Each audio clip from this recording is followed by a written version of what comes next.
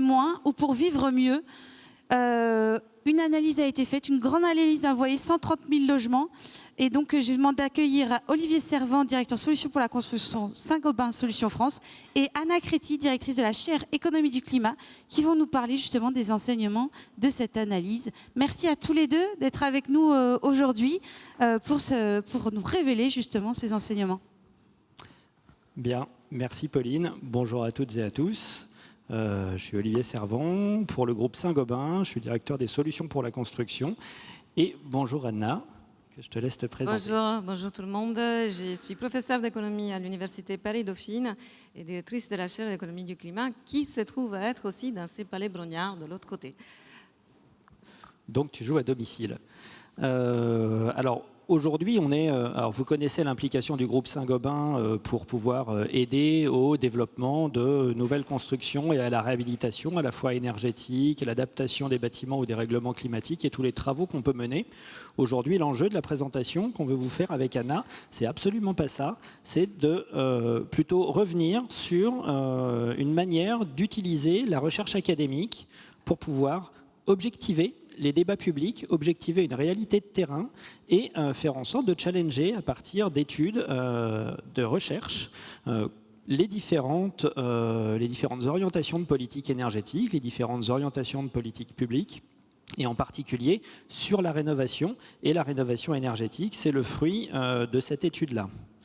En réalité, au niveau de la genèse de cette étude, puisque c'est une étude dont on discute avant même son démarrage depuis 2020 et 2021 avec la chaire économie du climat, on partait d'un constat qui est que malgré le fait qu'on soit tous très convaincus, et c'est particulièrement le cas dans ce Cénacle aujourd'hui, de l'importance et de la pertinence de rénover les bâtiments, on a un certain nombre de vents contraires aujourd'hui, avec plusieurs publications qui sont toujours très agaçantes quand on les lit, avec beaucoup de raccourcis dans les communications qui peuvent être faites autour de l'efficacité réelle de travaux de rénovation énergétique. Et vous avez ici deux exemples que je vous ai mis là, en préambule. Par exemple, l'étude qui a été menée par des chercheurs de l'École des mines de Paris, publiée en 2019, l'étude Blaise et Glachant, qui concluait, si on prend vraiment dans les grandes lignes, à un effet extrêmement modeste des travaux de rénovation énergétique sur la réalité des économies d'énergie constatées au compteur énergétique des logements. Vous voyez ici, par exemple, que le ratio moyen qui ressortait de cette étude, c'était 1 000 € d'investissement dans la rénovation énergétique, conduit seulement à une baisse de facture énergétique de 8,29 € en moyenne sur une facture annuelle. Donc évidemment, quand on voit ça, on se dit « Oula, que s'est-il donc passé ?» et ça interpelle par rapport à des calculs conventionnels qui ne sont absolument pas de cet ordre de grandeur. Et donc, on a voulu aller plus loin. Un deuxième exemple, vous avez ici une étude conjointe de l'INSEE et du SDES qui a été publiée en 2025, qui porte, quand on regarde la partie travaux d'isolation monogeste, qui conclut que sur des travaux d'isolation monogeste en logement, le gain de consommation énergétique constaté sur facture est de l'ordre de 8,9% de la consommation réelle lorsque le logement est chauffé au gaz, c'est-à-dire environ à peine la moitié de ce qui avait été calculé dans les calculs théoriques de gains énergétiques en cas de travaux d'isolation monogeste sur ces logements-là. Et lorsque c'était des logements chauffés à l'électricité, ce gain était encore plus faible. Il était en moyenne de 5,4%, c'est-à-dire à peine un tiers de ce qui avait été calculé. Donc ça interpelle vraiment ce type de résultat.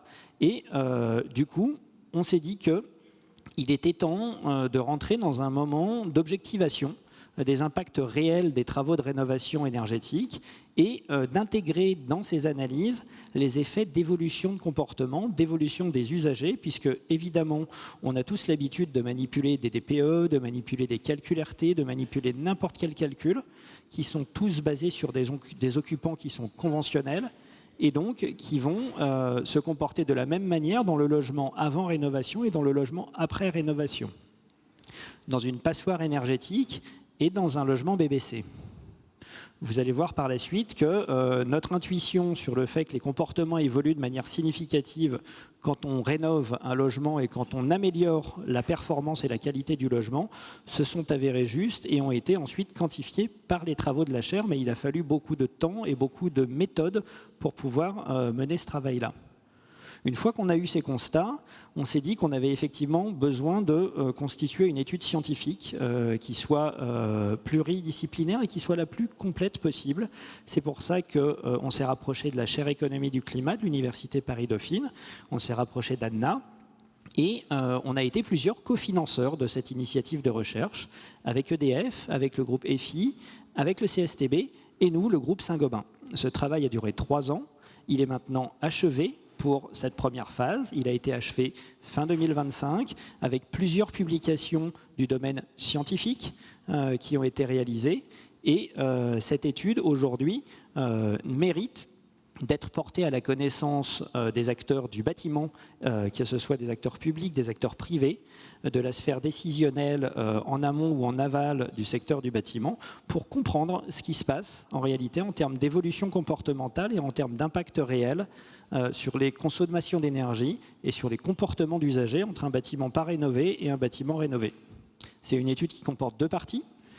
Une analyse de toutes les études à l'échelle internationale qui ont été trouvées et qui corrèlent des gains énergétiques théoriques et des gains énergétiques réels en cas de rénovation. C'est la première partie.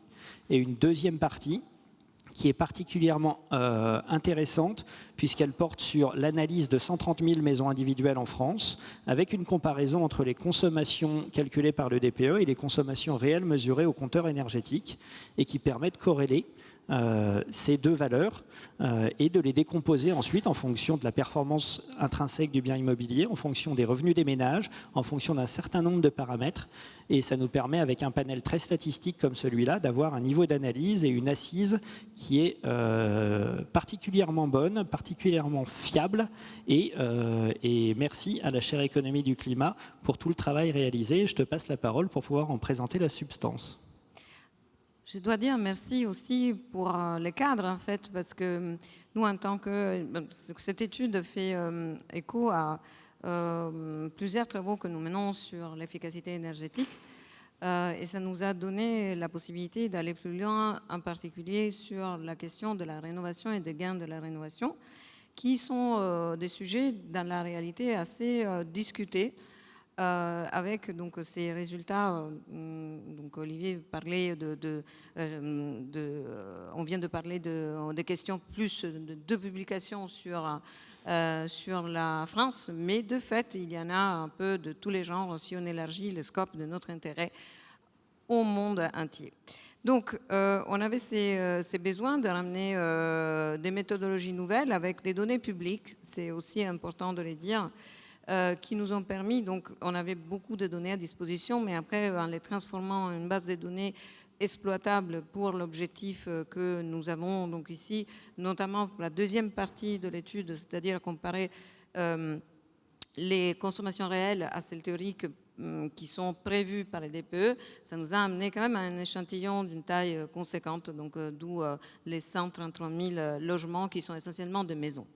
Donc, les 2 parties, et voilà, la contrainte d'usage sur les données publiques qui nous a quand même permis d'aller relativement loin. On pense qu'il y a quand même suffisamment de détails pour que l'étude soit robuste. Alors, sur la première partie, juste des questions de terminologie. Qu'est-ce que c'est une méta-analyse? Alors, ça peut vous interroger parce qu'on est plus familier de l'analyse, mais qu'est-ce que c'est une méta-analyse? En fait, c'est une technique statistique qui permet de sélectionner sur des résultats spécifiques de certaines études, avec une méthodologie aussi qui permet de créer un échantillon et qui reprend en fait, une fois qu'on a balisé quels résultats on va chercher dans la littérature, ça permet donc de baliser un certain nombre de papiers qui sont similaires à la question qu'on se pose, c'est-à-dire quels sont les gains après rénovation énergétique en termes de consommation et possiblement aussi en termes de facture. Donc cela restreint l'échantillon que nous avons utilisé, néanmoins en présentant 46 études internationales. Et c'est un nombre que vous pouvez dire, bon, ce n'est pas suffisant, mais en fait, les critères, c'était un souci de comparabilité. Et dès lors qu'on cherche cette question de l'avant et après, combien on consommait ou combien on payait avant et combien on consomme après, la rénovation, c'est quelque chose de relativement rare dans la littérature. En plus, les études sont très hétérogènes, notamment quant au type de rénovation qui est faite. En général, il s'agit de programmes un peu ad hoc. Parmi ces études, il y en a une qui est très très souvent citée, qui a été conduite aux États-Unis et qui faisait partie en fait d'une sorte d'incitation à la rénovation. Donc on a un petit échantillon de ménages qui ont été ciblés par cette expérience et qui conclut d'une façon relativement mitigée aussi sur les bénéfices de la rénovation. En faisant cette méta-analyse, qu'est-ce qu'on trouve? Donc on trouve des gains moyens de 10% qui correspondent, si on traduit dans les contextes français, à un avantage économique d'à peu près 3 000 euros. Mais voilà, c'est un effet moyen. Par contre, quel est aussi la façon d'utiliser ces résultats? C'est un résultat robuste du point de vue économétrique. Et ça vous dit aussi que les études qui éventuellement pourraient témoigner de valeurs très différentes en dessous ou au-dessus de ces 10% sortent un peu du seuil de fiabilité statistique, donc de quelque chose qui est, encore une fois, fait avec un critère de neutralité scientifique et de robustesse scientifique, peuvent être questionnés. Mais on a des effets qui peuvent être aussi hétérogènes. Donc ici, on voit la barre en fait, des résultats moyens. Donc ces fameux 10, c'est un peu plus de 10%. Et donc, qu'est-ce que ça représente? Donc, le pourcentage de réduction de la consommation d'énergie après la rénovation. Et on voit aussi que certains éléments qui sont spécifiques aux études peuvent changer avec donc l'intervalle de confiance qui est associé. Donc, le petit rond représente de combien on change les 10%. Typiquement, on est plutôt en dessous de ces 10% et on va voir en fait l'écart type autour des effets qui sont générés par différents éléments qui sont introduire des effets fixes. Donc par exemple, si une étude a été faite en Allemagne plutôt qu'aux États-Unis, ceci comporte un effet d'ancrage par rapport à l'échantillon. Si on utilise une technique économétrique plutôt qu'une autre, donc on va à nouveau réduire l'impact moyen. Et également, à chaque fois qu'on peut rajouter ou, à l'inverse, éliminer des éléments, on voit qu'il y a une certaine oscillation autour de 10%. Mais on ne tombe jamais à des niveaux aussi préoccupants qui était celui initial, notamment qui a été un peu quantifié pour l'étude dont on parlait en 2019, qui était résolument hors ces ranges un peu de résultats que nous trouvons. Alors, ce que tu nous dis à ce stade-là est très important parce que la conclusion de la première partie de ce travail de recherche met à mal l'étude Blaise et Glachant qu'on a vue sur la première diapo. Pourquoi? Parce que même quand on a des études internationales qui ne portent que sur des petits travaux de rénovation, 3 100 € en moyenne d'investissement dans des travaux de rénovation par logement, ce n'est pas grand-chose. Pour autant, lorsque l'on fait ces petits travaux de rénovation, en moyenne, c'est 10% d'économie d'énergie. C'est-à-dire, si on le ramène à la facture énergétique moyenne en France, c'est plus que 10 fois les résultats obtenus par l'étude Blaise et Glachant de 2019. Donc ça nous paraissait plutôt rassurant d'avoir ces premiers résultats, première phase de l'étude. Pour autant, il nous manquait des éléments importants dans l'analyse, et c'est pour ça qu'il y a eu cette deuxième phase d'étude, parce qu'on n'arrivait pas, avec cette première partie de méta-analyse, à insérer, à à comprendre en quoi le comportement des usagers conduisait à des écarts significatifs et on n'arrivait pas à challenger ou à confirmer notre intuition de départ. Avec donc des comportements d'usagers différents avant et après travaux, avec une réduction de l'effet de restriction de chauffage dans les bâtiments performants par rapport aux bâtiments passoires. Et ça, donc, il a fallu passer à une autre phase d'étude, et c'est là qu'il y a eu effectivement une idée lumineuse qui est sortie de la part de tes équipes, pour pouvoir justement trouver comment arriver sur un panel statistique à comparer des consommations théoriques calculées avec le DPE et des consommations réelles moyennées sur plusieurs années issues des compteurs énergétiques. Deuxième partie, à toi la parole. Effectivement, la France est un terrain intéressant à plusieurs égards. Pour nous chercheurs, quand il y a un changement de réglementation, c'est toujours porteur d'enseignement. Les changements de réglementation qui nous a permis, c'est que nous disons d'effectuer une identification des effets, consiste à prendre en compte un élément crucial qui est d'identifier dans notre fameux échantillon les unités, donc on disait tout à l'heure, hein, ce sont des maisons, pour lesquelles on avait un double DPE. Et en particulier les doubles DPE qui comportent également les fameux changements dans la façon d'effectuer les DPE. On sait tous qu'on cherche à l'améliorer de façon périodique. Et donc là, en 2021, on a fait ces choix d'éliminer la possibilité de faire les DPE sur facture, parce qu'on sait que ça a amené aussi à des résultats aberrants, notamment sur les logements vacants, et de se fier donc à la méthode technico-économique 3CL, qui prend en compte toute une série de caractéristiques techniques, mais aussi des températures internes, externes, donc une méthode qui est assez détaillée. À noter ici que nous avons donc comme stratégie d'identification du changement les doubles DPE. Nous n'avions pas directement accès aux informations sur la rénovation. Donc, notre idée, cette idée géniale, je ne sais pas, mais en tout cas, les mieux qu'on pouvait faire, c'était justement de dire, s'il y a eu 2 DPE dans la période que nous observons, ça veut dire qu'il y a eu des travaux de rénovation. Donc, ça nous permet, avec cette idée, de reconstituer 2 ensembles de consommation. Une consommation réelle, qu'on a donc retranscrit en kilowattheures efficaces par an, et on a une appréciation assez fine de ces kilowattheures efficaces par an, donc avec des intervalles sur 10 kilowattheures, et la consommation théorique du DPE. Et ça nous paraissait donc particulièrement intéressant parce que ça répond toujours à cette question, mais qu'est-ce que signalent les DPE en termes de consommation? Est-ce que c'est réaliste?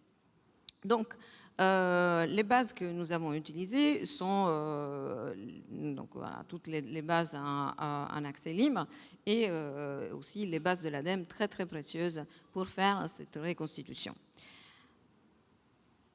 Ça ne marche plus. Voilà. Donc, je pense que ça doit être complètement aligné. Donc, pour nous réveiller à la fin d'une journée chaude, on a des diapos en couleur. Je vais essayer d'expliquer un peu pas à pas, mais pas très lentement non plus, parce que je sais que les contraintes horaires arrivent. Alors, comme on a plusieurs graphiques du même genre, je vais essayer de m'attarder sur les premiers et d'aller un peu plus vite, si vous me permettez, sur les autres. Toute la question... Alors, derrière, il y a des techniques, comme je disais, statistiques économétriques. Donc, l'idée fondamentale, c'est qu'on a estimé une équation dans laquelle on va créer cette relation entre la consommation réelle observée et la consommation.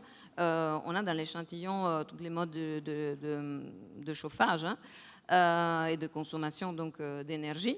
Par rapport à celles prédites par les DPE, et on contrôle pas toute une série de caractéristiques des logements. Et l'idée aussi, c'est d'utiliser donc cette date avant et après pour identifier les travaux de rénovation. On prend également en compte la date de construction qui est fondamentale parce qu'on sait très bien qu'on a une efficacité qui augmente au cours du temps grâce aux normes techniques du bâtiment. Et ça nous sert en fait à isoler de façon qu'en économie on dit causale, donc c'est quelque chose de robuste, les effets qu'on trouve. Alors, toute la question était de dire, on a la consommation réelle, on a la consommation prédite. Le long de la ligne qui est au milieu, donc la ligne à 45 degrés, ça veut dire que les deux coïncident. Et ici, on a les points qui sont les points noirs, sont les points dans lesquels on a observé les ménages, donc la consommation réelle. Et en trame de fond, on a aussi la distribution des DPE qui sont sous-jacents dans notre échantillon. Ces deux zones sont importantes parce que quand on est au-dessus de cette ligne théorique qui correspond aussi à toutes les hypothèses qui sont dans les DPE, typiquement la température de référence à 19 degrés que tout le monde connaît. Au-dessus de cette ligne, ça veut dire que ceux qui sont au-dessus ont le fameux problème de l'effet de rebond parce que la consommation réelle est supérieure à celle calculée théorique du DPE, alors qu'à l'inverse, ceux qui sont en dessous ont le problème de dire que la consommation réelle est inférieure à celle qui est prédite par les DPE. Comment concilier ces deux éléments? Mais il y a quand même des observations, et elles sont quand même nombreuses, qui sont plus ou moins dans la ligne. Donc, on va aussi, quelque part, être rassuré. Malgré toutes les critiques, les DPE n'est pas complètement faux, mais pour un certain type de logements, qui sont les logements qui se comportent bien, on va dire, ou les ménages qui se comportent bien. Après, petit à petit, cette logique a tendance un peu à s'effriter, et nous avons essayé de comprendre pourquoi. Si maintenant on enlève les petits carrés pour montrer donc qu'est-ce qu'on a, on peut effectivement dans cette observation interpoler cette ligne qui pour nous représente une sorte de ligne dans laquelle on peut calculer l'élasticité, donc comment réagissent les ménages au changement d'efficacité dans les logements. Et donc on voit nettement cette tendance, on disait au début, on interpole assez bien la coïncidence entre consommation théorique et consommation réelle, et puis on s'en écarte. Donc cette courbe nous a effectivement interrogé qu'est-ce qu'il y a derrière. On peut les traduire en factures, déjà pour avoir une idée de quels sont les effets et la quantification nous paraît aussi fondamentale pour être dans les bons ordres de grandeur. Donc on a comme on disait, les ménages et les logements qui sont assez économes avec une facture qu'on peut réestimer donc avec les retranscrites avec les derniers tarifs en 2026 qui est véritablement faible, donc entre à peu près 200 et 350 € TTC. Et donc là, on n'a pas un écart notable et on peut en fait essayer de les comprendre, en identifiant petit à petit différentes zones sur cette courbe ce qui nous intéresse, c'est vraiment la pente. Pourquoi il y a ces décrochages? Qui sont les logements performants, les classes A, B et quelques bâtiments, maisons en fait, qui appartiennent au tout début des premiers kilowattheures efficaces de la classe C. On a un tout petit peu d'effet de rebond si vraiment on regarde les débuts de la courbe. Donc on a la possibilité, comme on parle en fait d'un budget relativement faible, on arrive aussi à surchauffer. Ensuite, on arrive à la partie où on a les classes intermédiaires, et donc on est sur les C et D, et là on a les décrochages. On commence à avoir les décrochages, on a la première partie qui reste cohérente avec les DPE, et on commence à voir qu'on a une dégradation de la performance. Et là, on arrive effectivement aux passoires énergétique. Et pour nous, ces passoires sont en fait quelque chose qui est très intéressant, parce que si on regarde les caractéristiques statistiques de cette courbe, ce qu'on voit, c'est que tous les gains qu'on obtient avec la rénovation sont traduits en rattrapage du confort. C'est-à-dire qu'on ne voit pas suffisamment de gains à la rénovation parce qu'il s'agit de ménages qui avant ne pouvaient pas payer des factures élevées. Et une fois qu'ils font la rénovation, alors ici on a différents types de rénovation et encore une fois on n'arrive pas à les identifier complètement, mais c'est qu'on sait que il s'agit d'un effet qui fait que en fait c'est mieux vivre dans les titres qu'on avait choisis pour notre présentation. Et je te laisse peut-être un commentaire final, vu qu'on est un peu... Allez. Voilà, il y a plein d'animations, mais on arrive à la fin.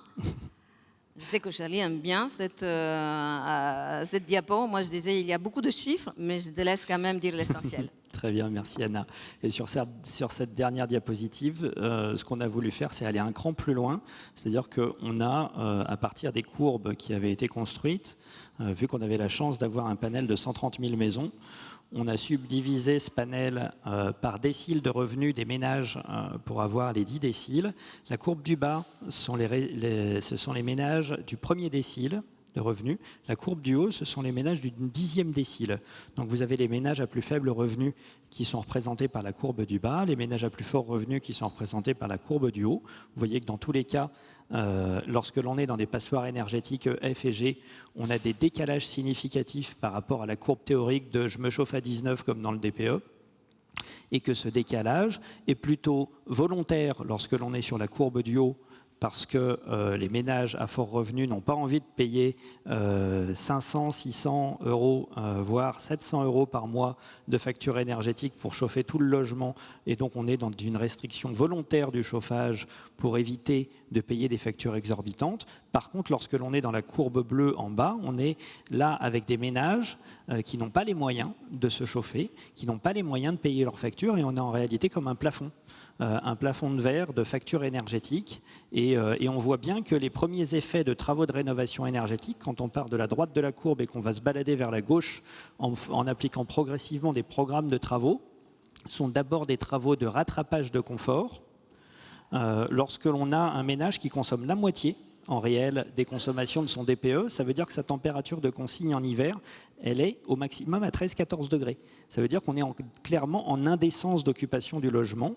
Et c'est ça que l'on constate majoritairement lorsque l'on a des études qui démontrent que les travaux de rénovation énergétique dans les passoires thermiques conduisent à des gains sur facture énergétique qui sont relativement faibles au début, quand on est sur les premiers travaux, parce qu'on est d'abord et avant tout dans un rattrapage de décence d'occupation du logement, et on n'est pas dans des travaux de réduction de la facture énergétique et d'amélioration de pouvoir d'achat.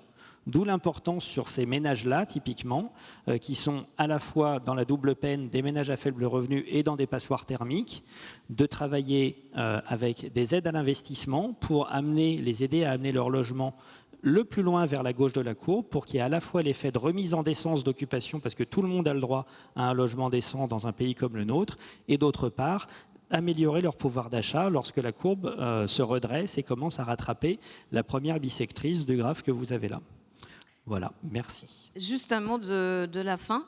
Si vous voyez des chiffres sur l'avantage des rénovations, méfiez-vous, parce que en fait, toutes les grandes moyennes dont on entend parler ne sont pas fiables. C'est vraiment quelque chose, l'exposition aux problèmes de rénovation énergétique est quelque chose d'extrêmement hétérogène. Et c'est ça que, voilà, on vous a un peu illustré, mais il y a plein de volants qu'on peut continuer à travailler. Merci à tous les deux. Je pense que vous pouvez les applaudir, bien sûr. Alors, je vais prendre 5 minutes quand même parce que c'est passionnant et on a envie. Forcément, vous avez des questions ? Ah non, vous c'est juste coucou. Est-ce que l'un d'entre vous ou l'une d'entre vous aurait une ou deux questions avant que nous passions à la suite sur cette étude ? Ah, vous voyez ? Je savais. Alors, on va juste vous apporter un micro quand même, qu'on vous entende mieux. Il arrive. Voilà, mademoiselle est là. Merci. Merci, c'est super intéressant. J'aime bien ces études parce que ça permet d'avoir un recul nécessaire. Et là, quand on regarde ce chiffre, moins 10% de la facture pour une dépense de 3 000 euros, moi qui fais un calcul rapide sur une dépense, on va dire, à 250 euros par mois, si c'est pour gagner 25 euros par mois, si je fais le calcul sur l'année, ça fait 300. Ça veut dire qu'il me faut 10 ans pour amortir mes 3 000 euros. Ça veut dire que, en effet, on va faire un effort qui n'est pas tant un effort, je dirais, de consommation, mais plus un effort de confort. C'est ce que vous disiez hein, à travers ce que vous dites là, c'est que les gens qui font ces travaux, finalement, vont se rattraper derrière à travers un confort qui ne va pas forcément leur permettre de récupérer, je dirais, le gain. C'est-à-dire qu'ils ne vont pas récupérer le gain ou pas tout de suite. Donc ça veut dire qu'il y a un investissement qui est plus un investissement de vie plutôt que voilà, un gain réel. Et d'ailleurs, moi je n'arrête pas de le dire aussi quand ces derniers jours, les interventions aux médias où on me demande qu'est-ce que vous faites contre la canicule, je n'arrête pas de dire la rénovation du logement, c'est la réponse. Alors, à part la question climatisation, laissons de côté, mais le confort, c'est du confort d'hiver et confort d'été. Parce qu'une maison bien isolée est aussi une maison plus vivable à toute épreuve. Merci beaucoup. Alors, je crois qu'on a vraiment une toute dernière question, madame. Alors, toute petite, rapidement. Merci beaucoup. Merci beaucoup. C'était très éclairant, très intéressant. Et je voulais savoir si vous aviez comme projet de refaire la même méta-analyse sur de l'habitat collectif. L'habitat collectif et tous les tertiaires est un angle mort dans la littérature. Et à vrai dire, je ne m'explique pas pourquoi. Si, je sais que les tertiaires est un peu une catégorie très très fourre-tout et la définition même de tertiaire n'est pas comparable dans les différents mêmes pays européens, mais on manque cruellement de données. Donc nous, ce sont des travaux empiriques, donc on se nourrit de données.